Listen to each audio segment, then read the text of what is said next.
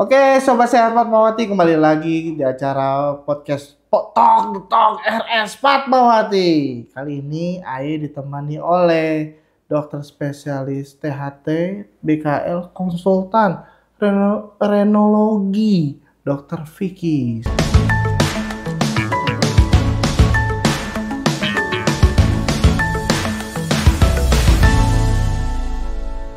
Selamat datang Dokter Vicky. Selamat datang Bang Jali. Iya Dokter Vicky, terima kasih sudah datang di podcast kami. Terima kasih juga Pada sudah kesempatan diundang. kali ini. Sobat Sehat Fatmawati, ada pertanyaan nih dari beberapa netizen nih dok. Tentang sinus dok. Oke. Sinus itu apa sih dok? Oke, kita coba jelaskan secara mudah ya. Jadi sebenarnya sih sinus itu adalah suatu rongga. Jadi sebenarnya istilahnya itu adalah suatu rongga di dalam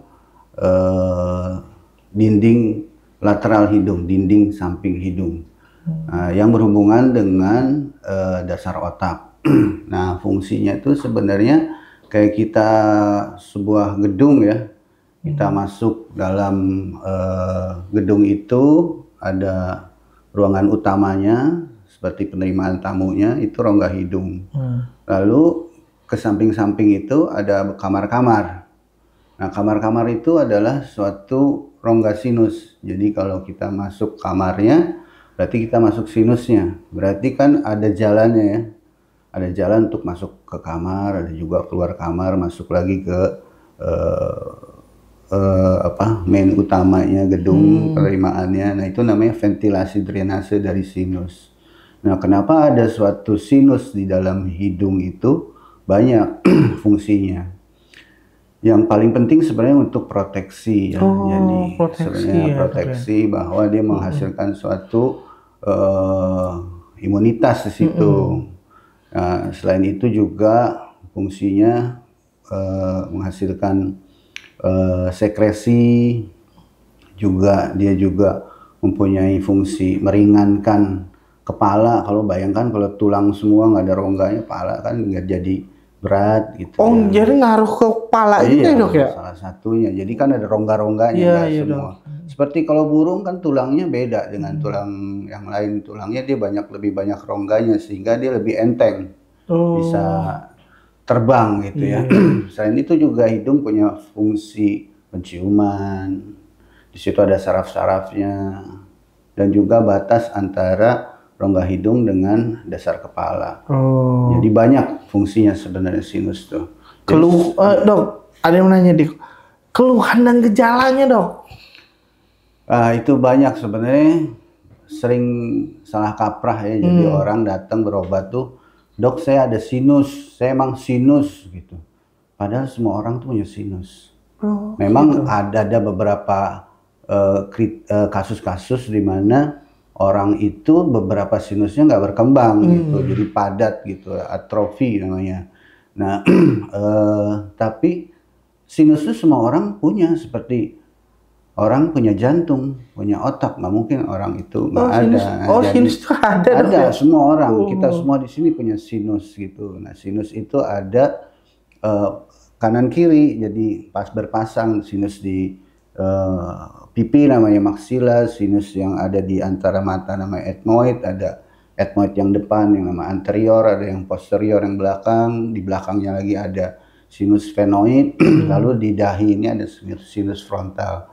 Masing-masing punya drainasenya gitu. Jadi gejala yang utama adalah kita harus pisahkan apakah ini rinitis atau pilek ya, atau rhinosinusitis yang sekarang disebut. Jadi bukan sinusitis saja gitu, rhinosinusitis, karena akan sinusitis itu akan berkembang menjadi rinitis juga.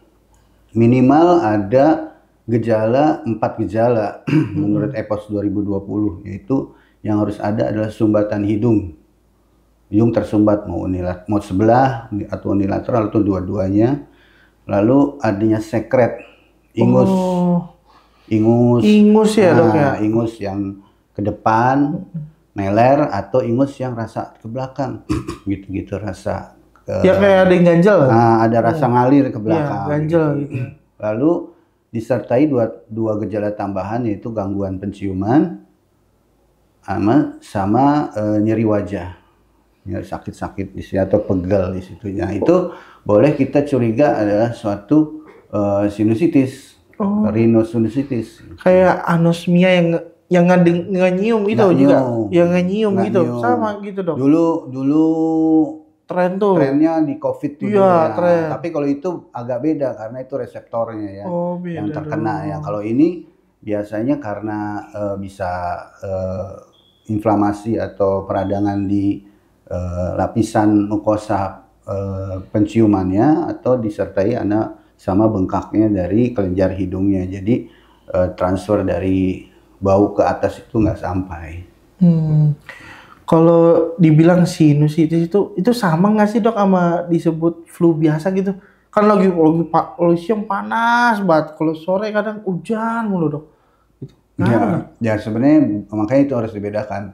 Itu beririsan ya, jadi ada pilek alergi, ada pilek karena saraf, vasomotor, ada juga karena obat, medikamentosa, ada pilek yang lain, tapi ada juga rhinosinusitis gitu.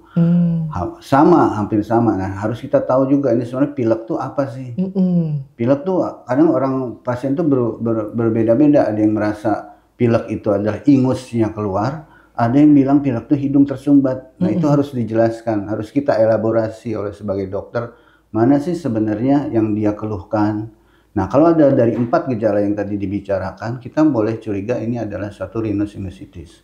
Rhinosinusitis itu akan terbagi menjadi rhinosinusitis akut dan rhinosinusitis kronis. Nah, akut itu terbagi jadi viral, post-viral, bakteri, dan rekuren. Nah, yang viral itu hampir sama gejalanya dengan influenza. Oh, kayak flu biasa gitu ya? Dia hanya peaknya sampai 3 hari lah, 5 hari sudah membaik. Karena itu permasalahan viral dan dia imunologi yang mengatasi sehingga dia self-limiting disease gitu. Nah, makanya tergantung kita harus elaborasi. Ini pileknya sebenarnya pilek masuk rhinosinusitis atau pilek alergi atau vasomotor atau akut atau kronis, jadi banyak sebenarnya. Oh, jadi dicek, benar-benar dicek ya dok ya? Iya. Kadang-kadang dok, kalau misalnya pilek itu bisa ke kepala, junjutan. Itu kenapa ya dok? Nah, itu tadi salah satu gejalanya itu kan nyeri wajah ya. Kan ada di pipi, ada di bagian antara mata, ada di dahi, ada di belakang. Nah, kalau terjadi suatu peradangan, mudahnya itu peradangan itu salah satunya ada tandanya, terutama yang akut, dolor, kalor, tumor, fungsi lesa dan rubor ya. Jadi kemerahan, bengkak, terus nyeri, terus gangguan fungsi. Nah, nyeri itu kalau dia meradang, ya kalau dia radang di pipi atau di sini dia ikut sakit. Ngaruh ya dok ya? Kan di kepala. Oh, nyambung gitu ya dok ya? Di kepala itu, dan juga di sana akan dengan bengkak itu salah satu penyebab rhinosinusitis kan adalah ventilasi drainasenya yang nggak bagus, sehingga dengan bengkak ventilasinya nggak bagus. Misalnya kamar ini harusnya bisa dibersihin kanan keluar ya, tapi kalau pintunya ini ketutup nggak bisa kebuka, akhirnya ruangan ini akan kotor. Oh iya, jadi udaranya nggak kemana-mana ya dok ya? Yang tadinya bersih-bersih aja, kalau kotor ya jadi masalah, rontok jadi. Oke dok, mau nanya dok, kalau misalkan nih mau meriksa diri ke dokter THT jika mengalami gangguan sinus itu kayak gimana sih dok? Kalau misalnya saya nih sinus pengen berobat, itu kalau udah separah apa dok kalau misalnya ada tindakan lanjut gitu dari dokter? Ya prinsipnya sebenarnya yang tadi ya, jadi ada kalau rhinosinusitis akut itu ada viral, post viral, bakteri, rekuren. Nah, yang sering itu tentunya adalah yang viral atau common cold atau influenza seringnya orang bilang ya. Jadi virus. Jadi kalau memang ada pilek lalu atau disertai demam atau nyeri gitu, hidung meler, tersumbat, masih 1-2 hari bisa diberikan cuci hidung dulu. Oh, cuci hidung dong. Lalu Penting dikasih gitu dong ya? diberikan mungkin steroid, semprot steroid di hidungnya. Tapi tentunya kalau tidak perlu diberikan antibiotik gitu. Jadi saya sarankan bisa konsultasi ke dokter pada saat itu ya tentunya. Tapi kalau misalnya sudah mulai meluas, misalnya sampai dia tuh lebih dari 10 hari nggak hilang, hidung-hidung tersumbat, ada ingus, gangguan penciuman, nyeri wajah, ya sebaiknya ke dokter. Ini tentukan THT ya. Iya dong. Tentukan sebenarnya rhinosinusitis, rinitis, atau yang kronis atau yang akut gitu. Jadi kita berikan obat yang terapi yang sesuai dengan apa diagnosa kita. Oh, jadi benar-benar dicek dulu, Ya. baru dikasih. Tapi kan itu hanya berdasarkan, jadi pengobatan itu tidak hanya berdasarkan wawancara aja, anamnesis, kita harus periksa. Ada pemeriksaannya juga ya. Namanya nasoendoskopi. Misalnya dengan 4 gejala itu, terus kita lihat bedanya rinitis dengan rhinosinusitis. Si pintu ini, misalnya kita lihat dari utamanya, jalan utama kita lihat ini, pintunya tuh masih kebuka. Oh berarti peradangannya hanya di bawah, pintunya nggak bengkak, nggak apa. Berarti itu mungkin rinitis. Tapi kalau kita lihat pakai endoskop, lihat ke dalam, ternyata pintunya ini udah nggak bisa dibuka. Berarti ruangan ini pasti ada masalah dong. Oh iya. Nah, berarti harus ada pemeriksaan, nggak hanya anamnesis. Jadi kedokteran tuh tetap harus ada pemeriksaan fisik, harus ada anamnesis, harus ada pemeriksaan fisik, harus ada pemeriksaan penunjang. Baru keluar diagnosis. Jadi benar-benar diteliti ya dok iya. ya. Jadi untuk sobat sehat Fatmawati nggak ragu lagi ya dok ya. Untuk pemeriksaan memang benar-benar diteliti ya dok ya. Terutama yang berulang-ulang ya, berulang-ulang gitu. Jadi harus dicari kenapa sih permasalahannya apa? Bisa karena ada infeksi, bisa aja ada alergi atau kelainan anatomi, banyak sekali karena terutama rhinosinusitis kronis ya. Itu sangat multifaktorial. Nanti ada rhinosinusitis yang diakibatkan dari hidungnya sendiri, misalnya ridogenik, itu yang kita bilang dalam pembagiannya itu rhinosinusitis kronis primer. Ada yang disebabkan oleh organ lain, itu sekunder, misalnya gigi bolong, infeksi lah di gigi ini, infeksi sedangkan akarnya masuk ke sinus. Bisa ya dok ya? Bisa. Dari gigi tuh? Bisa. Akhirnya jadi giginya infeksi, sinusnya infeksi, lari ke atas. Itu namanya rhinosinusitis sekunder. Oh iya dok, mau nanya nih dok. Kalau misalnya sinus nih dok, kalau didiemin, kalau misalnya bahaya apa nggak sih dok kalau didiemin dok? Nah itu kita masih meluruskan juga sekarang ya. Jadi sebenarnya sinus, kalau kita tadi Bang Jali bilang sinus itu didiamin, kalau sinusnya itu sebenarnya normal, ya normal-normal aja, nggak ada masalah gitu. Jadi kalau bicaranya Pak, misalnya mulainya adalah sinusitis dibiarkan atau rhinosinusitis dibiarkan, karena ada itisnya gitu ya, nah itu mungkin akan menjadi masalah. Tapi kalau sinusnya sendiri memang organnya ada, seperti kita bicara, kalau mata kita biarin aja, ya selama matanya paling juga.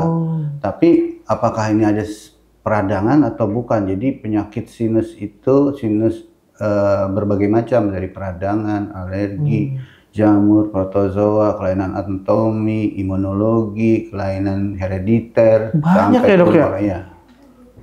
Banyak sekali gitu. Jadi tapi tempatnya ada di sinus misalnya atau di rongga hidung, karena sinus dan rongga hidung itu adalah satu satuan unit yang tidak terpisahkan gitu, berkoneksi gitu. Jadi sinus akan berhubungan dengan si epitelnya atau mukosanya atau kulit dalamnya sinus itu sama dengan kulit dari atau mukosa di hidung, juga ke belakang hidung sampai ke tenggorok dan sampai ke perbatasan dekat paru.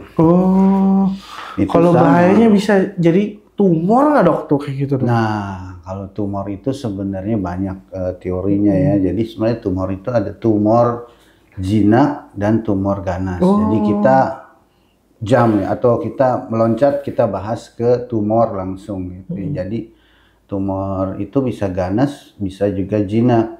Bedanya tumor ganas dan tumor jinak itu adalah kalau tumor jinak itu, kenapa dibilang jinak? Dia ekspansif, dia tumbuh misalnya dari sini segini ya. Ini botol, dia mengembang, membesar. Akhirnya si laptop kena. Laptop itu misalnya dasar otak misalnya. Kegerus terus, ketekan, makin besar. Nah itu tumor jinak. Tapi kalau tumor ganas, misalnya dia ada di sini, ya botol ini, dia lagi berkembang, terus dia langsung bikin cabang di situ. Ada botol lagi di sini, makin sama berkembang, langsung bikin lagi cabang. Oh buka cabang ya dok ya? Kayak Alfamart gitu ya, boleh nggak ngomong? Terus siapa yang kolam itu ada gitu ya. Jadi makin besar, jadi cepet banget spreadnya apa namanya tuh penjalarannya. Penyebabnya banyak. Ada, kita bicara kalau tumor ganas itu ada turunan. Bisa dari turunan ya dok? Ada juga yang dibahas buku tebal itu namanya zat-zat karsinogenik. Dari mana? Banyak itu bisa. Salah satu bilang rokok, ya, terus cat gitu, obat-obat, arang. Tapi kalau kita baca itu bisa stres juga.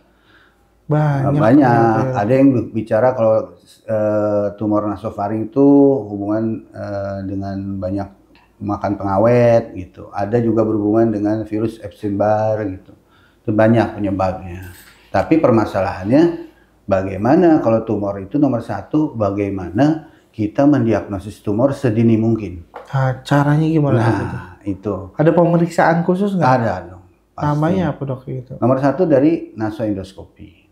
Pertama sih sebenarnya gejala ya. Gejala itu jangan kita biasakan anggap remeh.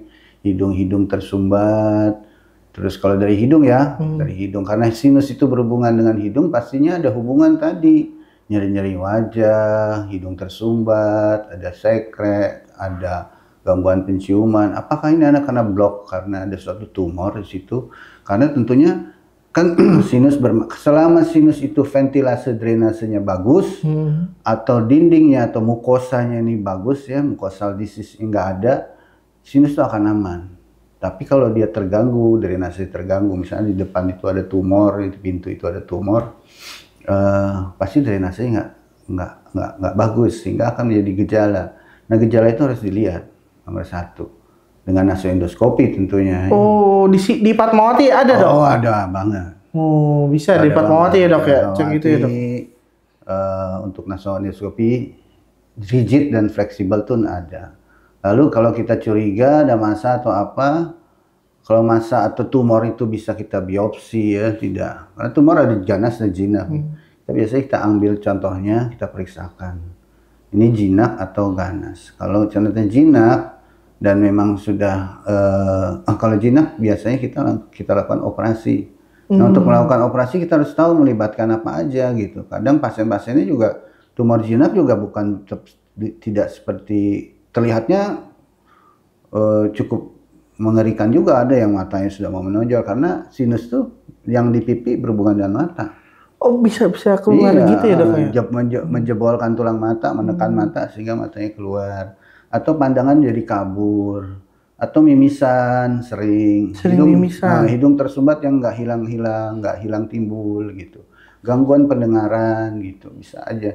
Nah itu kita periksakan setelah nasoendoskopi, biopsi kita lakukan CT scan. CT scan itu bukan mengetahui sebenarnya ini tumor atau bukan, maksudnya itu oh tumor ganas, tumor jinak. CT scan lebih melihat sejauh mana perluasan dari tumor tersebut dan cara apa kita akan melakukannya, operasinya. Jadi kalau dari CT scan banyak pasien saya dan berarti CT sudah ada, wah ini sudah merusak. Berarti ini tumor ganas, berarti tumor jinak atau ganas? Nggak bisa kita tentukan. Oh, nggak bisa. Kita harus ambil dari biopsi tadi atau tumornya kita periksa lagi setelah operasi, kita periksakan lagi patologi anatomi, ini ganas apa jinak. Kalau misalnya seorang mengalami tumor di sinus ya dok ya, itu harus selalu dioperasi apa enggak dok? Kebanyakan dioperasi. Kebanyakan dioperasi, yaitu kita mengambil satu, kalau tumor jinak itu kita operasi. Karena tumor jinak tidak, modalitasnya kan kalau tumor tuh ada operasi, kemoterapi dan radiasi. Tapi tumor jinak itu nggak sensitif dengan radiasi dan kemo, malah bisa menjadi ganas nanti. Nah tentunya harus dilakukan operasi satu modalitasnya. Tapi operasinya harus bebas tumor. Nah itu yang agak sulit karena sinus dan terutama sinus ya. Sinus itu berdekatan, berhubungan atau berdempetan dengan batas mata dan batas otak. Tentunya kalau di tangan kita bisa 1 cm lebih dari batas tumor yang kita angkat. Kalau dari sinus itu kan kalau kita lebihin dari batas sinusnya, matanya kena, otaknya kena. Nah berarti kita harus lihat sejauh mana dia meluas, nempel nggak ke otak atau ke mata. Lalu setiap tumor itu pasti ada feeding arterinya, ada memberikan suplai makanan supaya tumor itu hidup. Nah feedingnya harus kita hentikan. Oh jadi benar-benar diteliti dulu ya dok ya, sebelum tindakan operasi segala macam ya dok ya. Apa benar-benar ini tumor ganas atau tumor jinak ya dok? Dok boleh kasih pesan-kesan atau tips untuk masyarakat tentang tumor sinus dok? Sinus. Dok, boleh dok. Sebenarnya tumor itu nomor satu adalah sebenarnya kita bisa lakukan terapi dengan baik, dengan hasil respon yang baik, tergantung dari stadiumnya dan perluasannya. Sehingga kalau kita tahu perluasan dari bagaimana kita memeriksakan supaya ini lebih early, lebih awal, berarti jika ada suatu gejala, sebaiknya seperti tadi hidung tersumbat, nyeri wajah, sekret, terutama kalau ada mimisan, gangguan penciuman, adanya hidung yang terus-menerus tersumbat gitu, apalagi disertai gangguan penglihatan atau double atau gangguan pendengaran, segera ke rumah sakit untuk diperiksakan ke THT apakah ada tumor di hidung atau tidak. Kalau tidak, ya alhamdulillah kita jadi tenang ya. Tapi kalau enggak, kita bisa lebih early, lebih awal mengetahui, dan tata laksananya akan lebih baik hasilnya dibanding kalau sudah meluas ke daerah-daerah vital yang lain. Gitu. Oh, segera cek aja ya dok ya, jangan takut ya dok, rumah sakit ya dok ya. Kenapa harus takut? Iya. Kan nggak di penjara. Kadang-kadang takut dok, takut periksa, takut ya dok, operasi pikirannya gitu dok. Ya selama prinsipnya gini, jadi kita di kedokteran ini sekarang di Indonesia kita mulai mengembangkan trust atau kepercayaan antara dokter dengan pasien dan pasien dengan dokter gitu. Jadi sudah tidak kita coba repress lagi bahwa adanya oknum-oknum yang mana dikit-dikit operasi yang nggak perlu, dikit-dikit operasi baru. Sebenarnya kalau memang perlu dioperasi, yang pasti kita operasi. Kalau kita nggak perlu operasi, tentunya kita nggak akan operasi gitu. Dan pasti kalau berobat bisa ditanyakan reasonnya kalau dioperasi kenapa? Benefitnya apa, keuntungannya apa, kerugiannya apa, resikonya apa, targetnya seperti apa. Nah itu bisa ditanyakan dan bisa didiskusikan sehingga ada komunikasi antara dokter dengan pasien. Jadi terapi itu dari awal sampai akhir itu kita pasien sudah membayangkan, dokter juga sudah membayangkan. Oh, jadi tetap dipantau ya dok ya. Jadi nggak usah takut sebenarnya. Iya, kadang-kadang masyarakat pandangannya gitu dok. Makanya kita buka nih informasi tentang pandangan-pandangan yang kadang-kadang rumah sakit nggak pede lah, inilah daripada nanti menyebabkan hal yang nggak diinginkan ke depannya dok ya. Lebih baik langsung cek segera ya dok. Ya. Misalkan dok, sobat sehat Fatmawati mau berobat nih, mau ketemu dokter nih, gimana dok? Di Fatmawati? Iya. Fatmawati saya jadwal polinya itu hari BPJS itu hari Senin dan Kamis. Nah, Gitu. kalau misalnya dia sibuk nih, maunya ke Gria. Gria itu hari Selasa dan Jumat jam 1. Oh, jadi di poli eksekutif juga ada ya, Dok ya. Di poli BPJS juga ada ya, Dok ya. Tapi lebih banyak di poli mana, Dok? BPJS tentunya. Oke. Pasiennya luar biasa banyak. Oke, Dok. Terima kasih, Dok, informasinya, Dok. Ya, oke. Sama-sama Bang Jali. Ilmunya sangat bermanfaat. Amin, insya Allah. Iya. Kalau misalkan nanti suatu saat kita undang lagi di podcast ini, Dok. Boleh. Terima kasih, Dok. Ya,